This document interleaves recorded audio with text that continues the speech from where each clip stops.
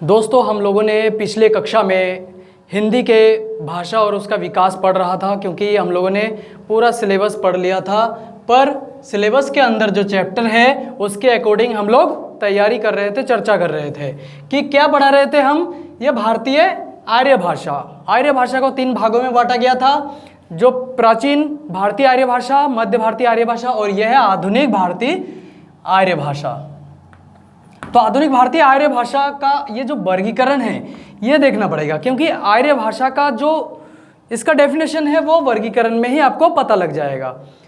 तो जैसे कि अपभ्रंश से हिंदी का जन्म हुआ था, तो पहला पॉइंट ये है कि आधुनिक भारतीय आर्य भाषा का विकास 1000 ईस्वी के आसपास जो है उस समय से हुआ।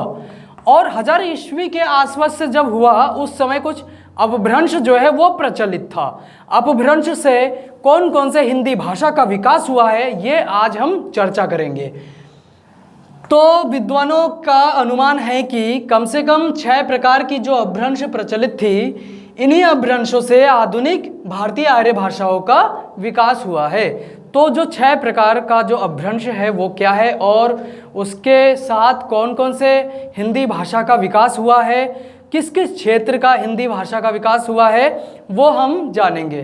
चार्ट को अगर याद कर लिया आपने तो कोई भी क्वेश्चन इसके अकॉर्डिंग जो भी आता है वो आप फंसेंगे नहीं एग्जाम में, ठीक है। देखो, एग्जाम में एक खासियत होता है कि जो आंसर होता है वो आपके पेपर में ही लिखा हुआ रहता है, हमें केवल दिखाना पड़ता है कि कौन सा सही है। एक बार आप लोग इसको सही तरीके से पढ़ लोगे तो उसके बाद कभी भी गलती नहीं होगी। नंबर 1 जो पहला नंबर है शौरसेनी, ये अपभ्रंश, शौरसेनी अपभ्रंश से हिंदी के जितने विकास हुआ है वो उसमें कौन कौन सा हिंदी है। एक है पश्चिमी हिंदी, शौरसेनी अपभ्रंश से विकास हुआ है इसका। और शौरसेनी अपभ्रंश से दूसरा जो है वो राजस्थानी, गुजराती और नेक्स्ट क्या है मध्य पहाड़ी। तो ये जितने भी भाषा है क्षेत्र के अकॉर्डिंग वो शौरसेनी अपभ्रंश से हुआ है, ठीक है।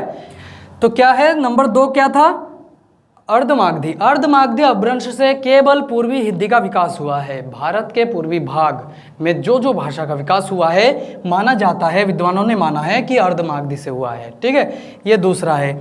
तीसरा जो है मागधी। मागधी जो अपभ्रंश है इससे किस किस भाषा का विकास हुआ है, कौन से क्षेत्र का हुआ है, बिहारी भाषा का विकास हुआ है।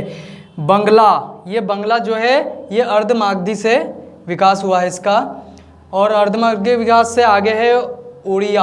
ये उड़िया भाषा आपको पता है उड़ीसा के आसपास, उड़ीसा में बोली जाती है, असमी आसाम के आसपास। इसमें मागधी अपभ्रंश से ही इसका विकास माना जाता है, ठीक है। नेक्स्ट है 4th नंबर महाराष्ट्री।